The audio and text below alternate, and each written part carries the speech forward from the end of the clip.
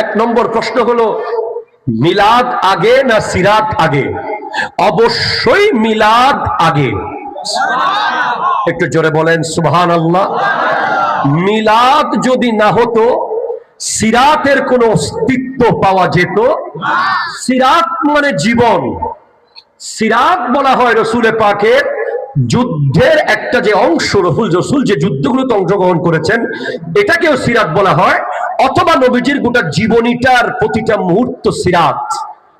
কিন্তু আসল হলো মা আমিনার রেহেম থেকে 12 রবিউল আউয়ালে গোটা দুনিয়াকে আলোকিত করে আমার নবীর যে আগমন, এটাই হচ্ছে মূল। ওই দিনটা মূল, এমন কি ওই রাতের মূল্য লাইলাতুল কদরের চেয়েও বেশি।